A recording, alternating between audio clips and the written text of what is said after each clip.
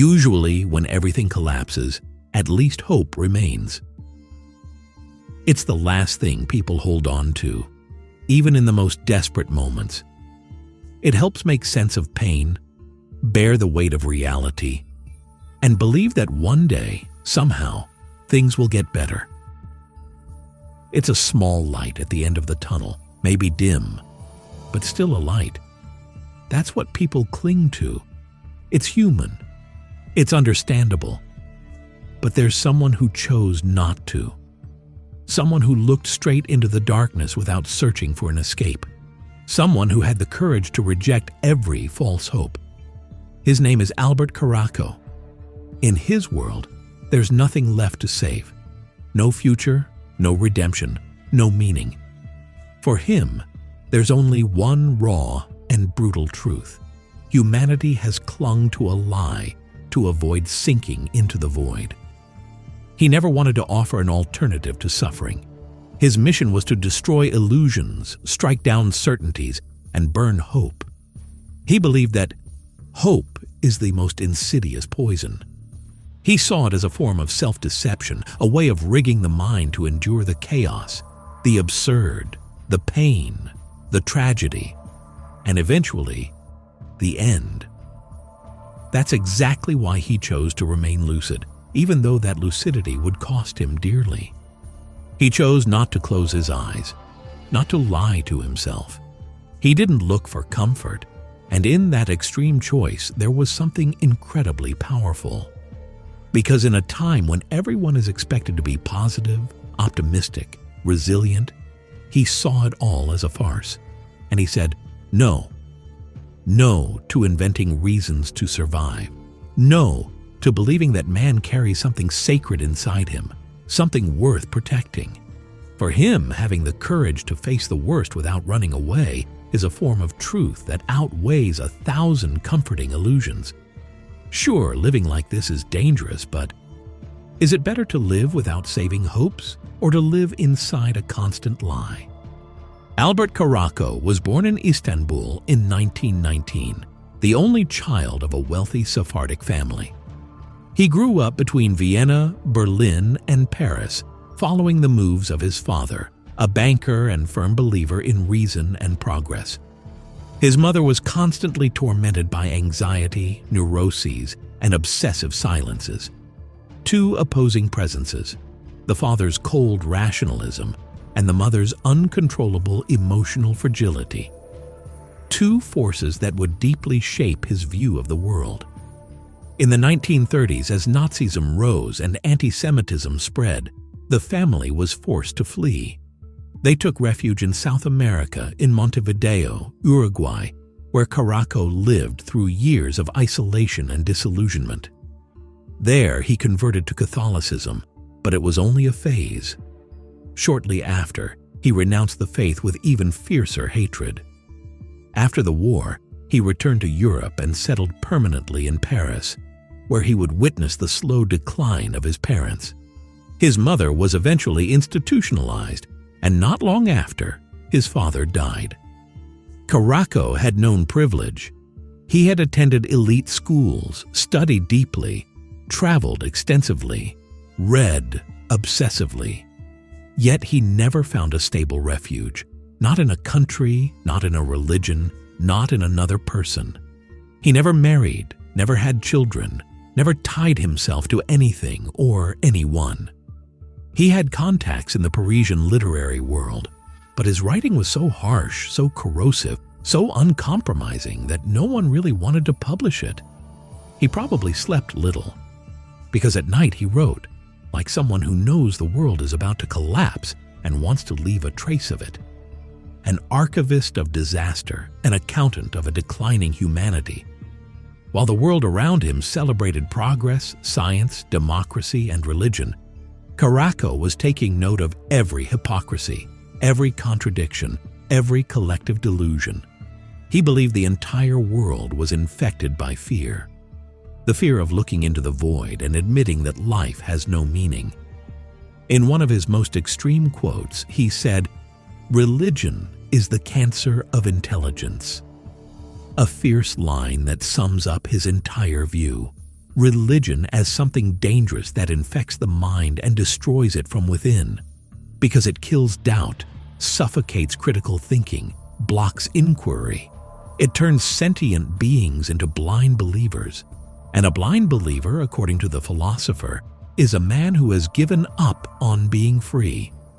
To him, God was never a philosophical problem. He was a psychological one, a social one, a political one. A human invention born from fear, fed by ignorance, and sustained by power. But there's a point that really hits hard. Caraco doesn't just attack believers. He goes after atheists too. Because what obsesses him isn't faith itself, but the impossibility of removing it completely. According to him, even when people stop believing, they still act as if God exists. They set him aside, ignore him, maybe even despise him, but they can't truly let go. He writes, "God is dead, but men cannot live without his corpse." A disturbing image, but crystal clear. In Mortem, the writer buries every illusion of Western civilization. Christianity? A religion built on pain, guilt, and humiliation. A faith that glorifies suffering instead of fighting it, that sanctifies ignorance and condemns knowledge. The Bible? A barbaric text full of violence, revenge, and superstition. It's not a sacred book. It's a primitive document, fit for a species that still hasn't learned to face reality. Caraco didn't see faith as a choice. He saw it as a pathology. He writes, "God does not exist, and the world is meaningless." That is the truth. It doesn't console, but it sets you free. Free from what? From stories, dogmas, and the lies society is built on. But freedom, in his view, is a desert. It offers nothing. It promises nothing. The only thing left is to cross it, knowing there's no oasis. His language is surgical, cold, violent. No poetic touches, no comforting metaphors, just the bare bones of reality. He believed that man is replacing God with more vulgar idols. Money, science, technology. But the mechanism is the same. People believe in something just to avoid thinking, to avoid seeing the chaos, to avoid facing death. Because that's the real point. The true enemy of man is not poverty, not injustice. It's death. And religion, every religion, exists to numb that awareness. It offers answers, paradises, resurrections. But for Caraco, all of that is childish. A mature mind, he says, accepts death as the end. No sequel, no reward. Those who pray, hope. Those who think, stay silent. So it's not just Christianity in his crosshairs. According to him, all religions have failed.